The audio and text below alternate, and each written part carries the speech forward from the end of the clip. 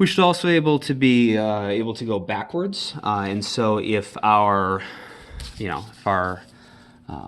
acceleration is the derivative of velocity and velocity is the derivative of position, we should be able to integrate velocity to get the change in position, integrate acceleration to get the change in velocity.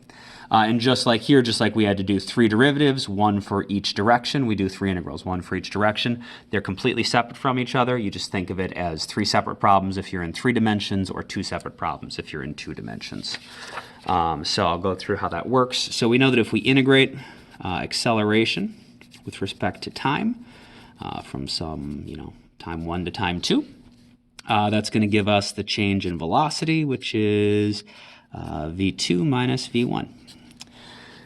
And so, except if these are now in multiple dimensions, they either have an x and a y component or an x, a y, and a z component. And so there's 2 ways we can write this out. In terms of the integral bit, just like we take the velocity 3 times, we got to take the integral 3 times, because you got to integrate each one of the components separately. So if the integral from t1 to t2 of ax dt, and that's going to be in your I hat direction. And then we do the same thing in the y direction. So t1, t2, ay dt.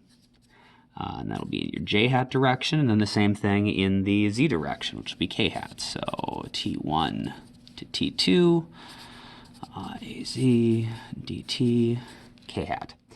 And so this is just, this is what we already did last unit, where you just integrate the acceleration with respect to time, except now you got to do it for the x, the y, and the z components. And then each one of them gives you the change in velocity. And so, again, no different than before, except we got all the components separately.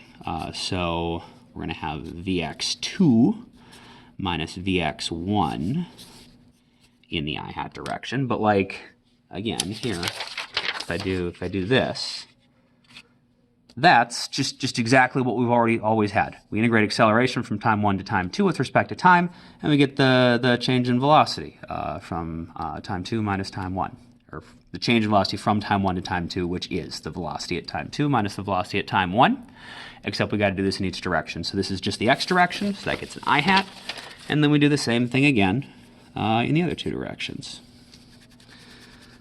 So when we evaluate this integral, we're going to get vy2 minus vy1, that's j hat, and this is going to give us vz2 minus vz1 k hat.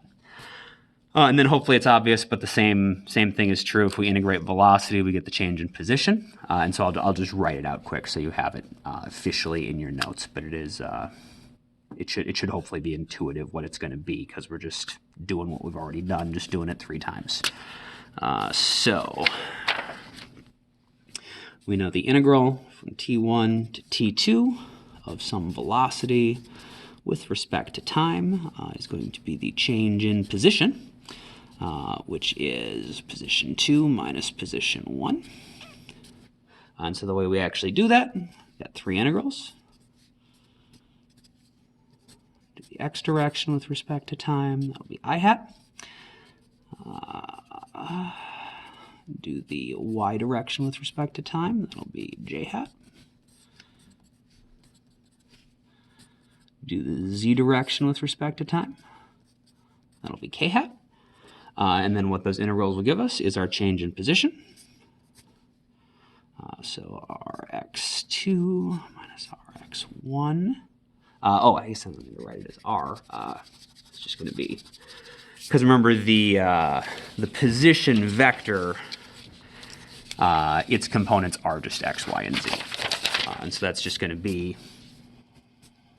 the position at time 2 minus the position at time 1 in the I hat direction, y2 minus y1, so change in position in the y direction, and then the change in position in the z direction. Let me give that a k hat. And that's it.